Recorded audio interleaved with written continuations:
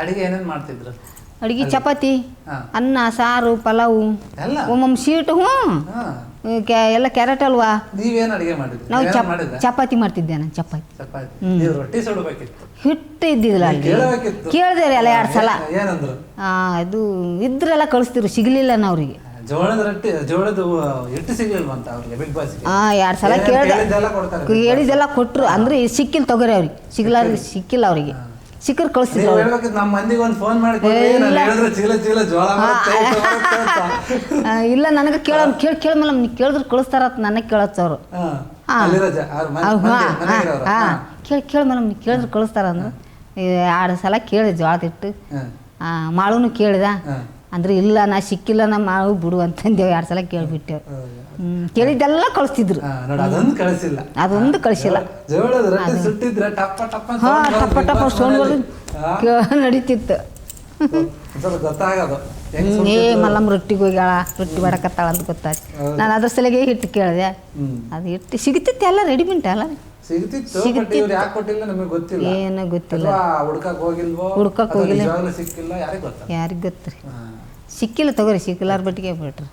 ಎಲ್ಲ ಒಳ್ಳೆ ಒಳ್ಳೆ ಹಿಟ್ಟು, ಒಳ್ಳೆ ಒಳ್ಳೆ ಅಕ್ಕಿ ಎಲ್ಲ ಬೇಡಿದ್ ಕಳ್ಸೋರಪ್ಪ.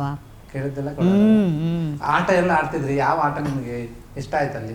ಅಲ್ಲಿ ಸ್ವಿಮ್ಮಿಂಗ್ ಪೂಲ್ ಗೆದ್ದಿನಿ ಅಂತೀರಿ. ಸ್ವಿಮ್ಮಿಂಗ್ ಪೂಲ್ ಯಾವತ್ತು ಆಡಿದ್ರಿ ನೀವು ಅಂತ?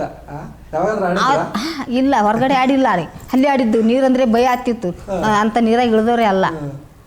ಅಲ್ಲಿ ಪಡ್ಕನೆ ಹಾರಿಬಿಟ್ಟೆ ಹೋಗೋಣ. ಅದೊಂದು ಇದು ಅಲ್ಲ, ಖುಷಿ ಅಲ್ಲ. ಆಡಿ ತರಬೇಕು. ಈಸು ಬರಂಗಿಲ್ಲ. ಹಂಗೆ ಏನಕ್ಕಾಗಲ್ಲಕ್ಕಂತ ಏನಕ್ಕಾಗಲಿ, ದೇವ್ರು ಕೊಟ್ಟಂಗೆ ಆಗಲಿ ಅಂತ ಹಾರಿ ಪಡ್ಕೊಂಡು ಹೋಗಿ ಪಡ್ಕೊಂಡು ತೊಗೊಂಡ್ಬಂದುಬಿಟ್ಟೆ. ಅದೊಂದು ಖುಷಿ ಆಯ್ತು. ನೀರಂದ್ರೆ ಭಯ ಆಗ್ತಿತ್ತು, ಒಳಕ್ಕೆ ಹೋಗ್ತಿದ್ದಿಲ್ಲ ನಾವು. ಅದು ಈಸು ಬಂದ್ರೆ ಭಯ ಆಗ್ತಿದ್ದಿಲ್ಲ, ಏನು ಅನ್ಸಂಗಿಲ್ಲ. ಎಗರ್ತೀವಿ ಅಂತ ಅಲ್ಲಿಗೆ ಹೋಗೋಣ, ಏನು ಭಯನೇ ಆಗಲಿಲ್ಲ ನಾವು ಹೋಗೋಣ. ಮತ್ತು ಅದಕ್ಕೆ ಬೀಗ ಹಾಕಿದ್ರೆ ನಿನ್ನ ಕೈಗೆ ಏನೋ ನಿಂದಿರಿಸಿ, ಮತ್ತು ಅದು ಒಬ್ಬ ಥರ ನಂದೇ ಕೀಲಿ ತೆರೆದು ಪಟಕನೆ. ಮತ್ತು ನಾನೇ ಹೋಗ್ಬೇಕಲ್ಲ, ಹೋಗೋಣ ಹಾರನ ತೊಗೊಂಬಂದು ಮತ್ತೊಬ್ಬನ ತೆರೆದೆ ನಾನು. ಅದೊಂದು ಖುಷಿ ಆಯ್ತು. ಸಣ್ಣ ಹುಡುಗರಿದ್ದಾಗ ಏನು ಆಟ ಆಡಿದ್ವೋ ಗೊತ್ತಿಲ್ಲ. ಬಿಗ್ ಬಾಸ್ ಮನೆಗೆ ಬಂದು ಎಲ್ಲ ಆಟ ಆಡ್ದೇವ್ ನೋಡಿ. ಕಾಲೇಜ್ಗೆ ಹೋಗ್ಬಿಟ್ರಿ? ಕಾಲೇಜ್ಗೆ ಹೋಗ್ಬಿಟ್ಟು ಎಲ್ಲ ಮಾಡಿಬಿಟ್ಟೆ.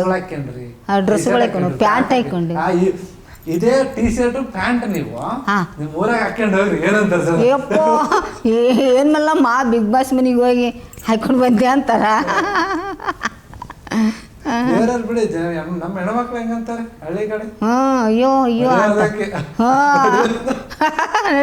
ಅಲ್ಲಿಗೆ ಹೋಗಿ ಬಿಗ್ ಬಾಸ್ಗೆ ಹೋಗಿ ಪ್ಯಾಂಟ್ ಹಂಗೆ ಗಿಡಿಗೆ ಹಾಕೊಂಬಂದ ಅಂತಾರ. ಇಲ್ಲಿ ಹೊರಗಡೆ ಹಾಕಕ್ಕಾಗಲ್ಲ ರೀ.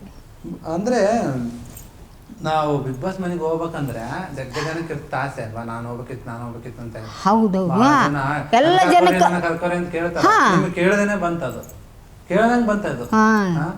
ಎಷ್ಟು ಅದೃಷ್ಟ ಇದೆ. ಅಂದ್ರೆ ಮನುಷ್ಯರು ಒಳ್ಳೆಯವರಿದ್ರೆ ಮಾಡಿದ್ರೆ 4 ಜನಕ್ಕೆ ಒಳ್ಳೆತನ ನಡ್ಕೊಂಡ್ರೆ ಏನಾದ್ರೂ ಬರ್ತಾ. ಇದು ಕರೆಕ್ಟ್, ಕರೆಕ್ಟ್ ಕರೆಕ್ಟ್. ಮತ್ತೆ ನಾವೇನಾದ್ರು ಮಾಡ್ಬೇಕಂದ್ರೆ, ಸಾಧನೆ ಮಾಡ್ಬೇಕು ಅನ್ಕೊಂಡ್ರು ಕೂಡ ನಮ್ಗೇನು ವಯಸ್ಸು ಬೇಕಾಗಿಲ್ಲ.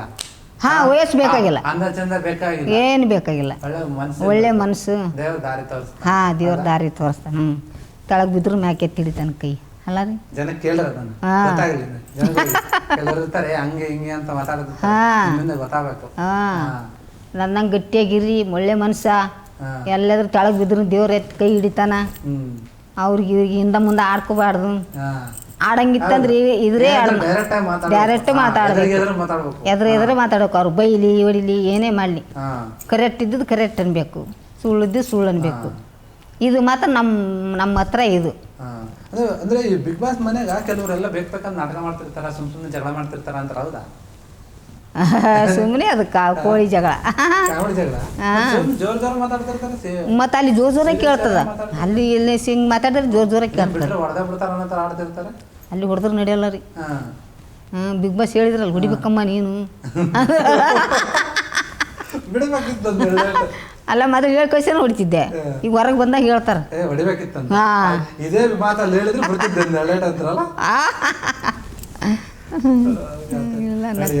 ನಕ್ಕರು ನನ್ನ ಮಾತಿಗೆ ಅವರು. Big boss Sudeep sir. ಅಲ್ಲಿ ಹೇಳಿದ್ರೆ ಹೊಡೆದ್ಬಿಡ್ತಿದ್ ನಾನು, ಇಲ್ಲಿ ಬಂದಲ್ಲಿ ಬಡಿ ಅಂತ ಅಲ್ಲೇ ಒಳಗಿದ್ರೆ ಬರ್ತಿದ್ದೆ ಯಾರಿಗಾದ್ರು ಅಂತ. ನಿಮ್ ಜೊತೆ ತುಂಬಾ ಚೆನ್ನಾಗಿ ನಕ್ಕೊಂಡು ಮಾತಾಡ್ಕೊಂಡು ಇರ್ತಿದ್ರು ಕೆಲವು ಜನ ಎಲ್ಲ. ಆಮೇಲೆ ವಾರ ಅಂದ್ರೆ ನಾನು ಬಂದು ಶನಿವಾರ ಬರುತ್ತೆ, ಭಾನುವಾರ ಬರುತ್ತೆ, ಸುದೀಪ್ ಬರ್ತಾರ ಅಂತ ಮಾತಾಡೋ ಎಲ್ಲರೂ ತಲೆಯಾಗ ಒಂದಿನ ಇಟ್ಕೊಂಡಿರ್ತಾರ, ನಾನು ಇವ್ರ ಮೇಲೆ ಹೇಳ್ಬೇಕು ಅಂತ. ನಿಮ್ಮಲ್ಲಿ ಚೆನ್ನಾಗಿದ್ದು ನಿಮ್ಮ ಮೇಲೆ ಹೇಳ್ತಾರಲ್ಲ, ಅವ್ರ ಬಗ್ಗೆ ಏನ್ ಹೇಳ್ತೀರಾ? ಚೆನ್ನಾಗಿ ಅಲ್ಲಿ ಬಿಗ್ ಬಾಸ್ ಮೇಲೆ ಹೇಳಿದ್ರು ಕೆಲವರೆಲ್ಲ ಇವರೇ. ಮತ್ತ ಅವರು ಒಬ್ರು ಹೇಳಿದ್ರೆ ನಾವು ಒಬ್ರಿಗೆ ಹೇಳಬೇಕಲ್ಲ, ಅಲ್ಲಿ ಅದು ಮಾಮೂಲಿ ಕೆಲಸ ಅದು. ಮತ್ತು ಏನು ಕಾರಣ ಕೊಟ್ಟು ಮತ್ತೆ ಯಾರಿಗಾರು ಮಾಡೇಬೇಕಲ್ಲ, ಹೊಸ ಮಂದಿಗೆ ಅಂದ್ರೆ ಇರೋಕ್ಕಾಗಲ್ಲ ಅಲ್ಲಿ. ಮತ್ತು ಹಾಂ, ಮತ್ತು ವಾರ ಒಬ್ರಿಗೆ ಹೋಗೇಬೇಕಲ್ಲ, ಮತ್ತು ಅವರು ರೂಲ್ಸ್ ಕೊಟ್ಟಂಗೆ ಮಾಡಬೇಕು. ಅಲ್ಲೇನು ಮಾಡ್ದಂಗೆ ನಾವು ಮಾಡಿದ್ರೆ ಅವ್ರು ಹೋಗಲ್ಲ, ಅವ್ರು ಮಾಡಿದ್ರೆ ನಾವು ಹೋಗಲ್ಲ. ಈ ಜನರು ಓಟಿನ ಮೇಲೆ ಅದು. ಹಾಂ, ಜನರು ಓಟಿನ ಮೇಲೆ ಹೋಗೋದು ಅದು ಅಷ್ಟೇ. ಇದು ಇವರು ಸುದೀಪ್ ಅವ್ರು ಬರ್ತಾರ, ಮಾತಾಡಿಸ್ತಾರ ನಿಮಗೆ ಫಸ್ಟ್ನೇ ವಾರ ಹೆಂಗ ಅನಿಸ್ತು? ಖುಷಿ ಅನಿಸ್ತಿತ್ತು ಅವ್ರು ನೋಡಿದ್ರೆ. ಆಮೇಲೆ ಓದ್ತಾ ಸ್ವಲ್ಪ ಓಕೆ ಅಂದ್ರೆ ಹೌದಪ್ಪ ಬರ್ತಾರ, ವಾರ ಬರ್ತಾರ, ಮಾತಾಡ್ತಾ ಅನ್ಸುತ್ತೆ. ಅಂದ್ರೆ ಫಸ್ಟ್ನೇ ವಾರ ಬರ್ತಾನ ನೋಡ್ಬೇಕು, ಖುಷಿ ನಾವು ಅಲ್ಲಿ ನಾವು ನೋಡಿದಾಗ ಕೆಲವರು ರೆಡಿ ಆಗ್ತಿರ್ತಾರೆ, ಹಂಗ್ ರೆಡಿ ಆಗ್ಬೇಕು ನಾನು, ಹಿಂಗ್ ರೆಡಿ ಆಗ್ಬೇಕು ನಾನು ಅಂತ ರೆಡಿ ಕುತ್ಕೊಂಡಿರ್ತಾರೆ. ನೀವು ನಾವು ಇದೇ ಸೀರೆ ಅಂದ್ರೆ ಹೊಸ ಸೀರೆ ಎಲ್ಲ ಹೊಸ ಸೀರೆ ತಗೊಂಡ್ ಹೋಗಿದ್ರ?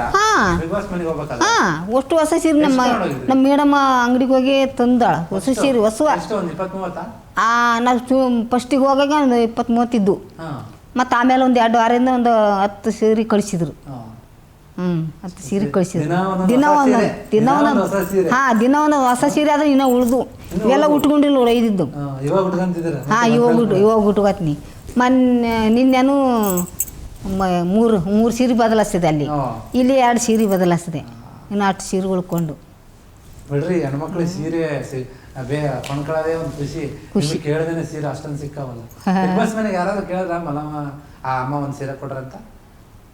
ಯಾರು ನಂದು ಒಂದು ಇದು ಕೇಳಿ ರೇಷ್ಮೆ ಸೀರೆಗಿಂತ ಕೇಳಿದ್ರೆ ಅಂದ್ರೆ ಉಟ್ಕೊಳಕ್ಕಾಗಲಿಲ್ಲ. ಜಂಪ ಇದು ಬ್ಲೌಸ್ ಬರಲಿಲ್ಲ. ಮ್ಯಾಚಿಂಗ್ ಆದ್ರೆ ಉಟ್ಕೊತಿದ್ರು ಅವರು. ಎಲ್ಲ ಹೊಲಿಗೆನೂ ಬಿಚ್ಚಿದ್ದೇವೆ, ಎಲ್ಲ ಬಿಚ್ಚಿದ್ದೇವು. ಅವ್ರ ಮೈಗೆ ಬರಲಿಲ್ಲ. ಜಾನ್ ಅದೊಂದು ಕಣ್ಣಿನ ಚಕರ್ ಕಣ್ಣಿಂದ ಇತ್ತದು. ನಮ್ಮ ಮಗನ ಮದುವೆಯಾಗ ಉಡಿ ಕಟ್ಟಿದ್ದು ಚೆನ್ನಾಗಿತ್ತು ಸೀರೆ, ಉಟ್ಕೊತಿನಲ್ಲ. ಎಲ್ಲ ಹೊಲಿಗೆ ಬಿಚ್ಚಿದ್ದೇವು, ಬರಲಿಲ್ಲ, ಅದು ಉಟ್ಕೊಳ್ಳಿಲ್ಲ ಅವರು. ಕ್ಷಣ ಕ್ಷಣದ ಸುದ್ದಿಗಳಿಗಾಗಿ ಫ್ರೀಡಂ ಟಿವಿ ಸಬ್ಸ್ಕ್ರೈಬ್ ಮಾಡಿ, ಲೈಕ್ ಮಾಡಿ ಹಾಗೂ ಫಾಲೋ ಮಾಡಿ. ಹೊಸ ಸುದ್ದಿಗಳ ನೋಟಿಫಿಕೇಶನ್ಗಾಗಿ ಬೆಲ್ ಐಕಾನ್ ಮೇಲೆ ಕ್ಲಿಕ್ ಮಾಡಿ.